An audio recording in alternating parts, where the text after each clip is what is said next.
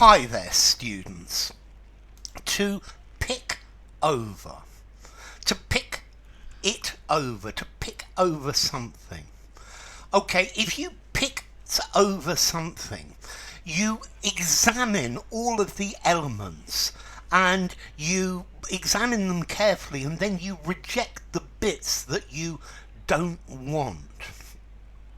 So some of these apples are ripe and others aren't. So pick over the apples and choose just the ones that are ripe.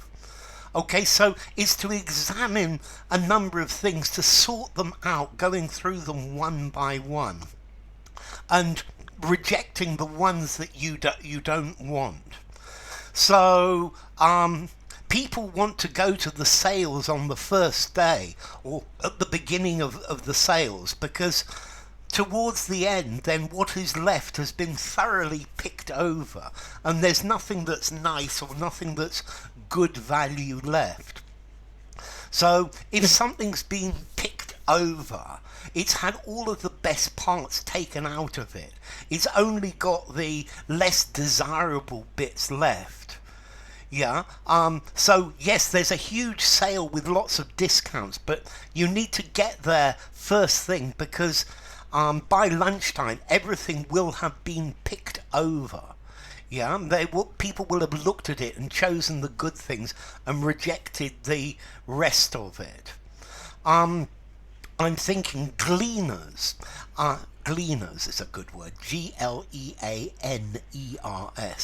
Gleaners pick over a farmer's field after he has taken the harvest, after he's harvested the crop. They pick it over for anything that is left. So you're carefully looking, you're sorting through something to see if you can find something special. Yeah, you're rejecting the expensive or the dirty or the undesirable things. Yeah, so, well, everything that this stall's got has been picked over 100 times. You need to arrive when it's all new, so you're examining it very carefully. I guess the teacher picked over my essay item by item. You look at it and analyze it very, very carefully. Yeah, he picked over my essay looking for mistakes that I had made. Okay, so you're effectively looking through it to find the best. Charity shops. I love charity shops. I love picking over a charity shop, even if lots of people have picked them over before me. Yeah, you choose the most desirable from an array of things and you leave the rest. You leave the things that you think are not so suitable. Yeah, so you pick something over, you examine it, you choose what you want and you leave the rest. And then if it's been picked over, then lots and lots of people have already done that. And it's fairly unlikely that there is something left. Wow. In my experience, there is always something left if you have good taste and patience, and you look and keep looking and keep looking. If you keep picking over everything, you will find something that can be quite interesting. So yeah, I was given a container full of peas, but some of them were starting to go off, were going mouldy, so I had to pick over the peas and throw out the bad ones or take out the good ones. Yeah, I was picking it over, so I picked it over. I picked over it. No, I picked it over. It's definitely a separable phrasal verb. Yeah, I picked it over, so to pick something over.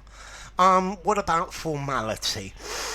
I think I'm going to give it a 4.5 in formality. Use informally, semi-formal conversation, semi-formal writing, but not something very formal.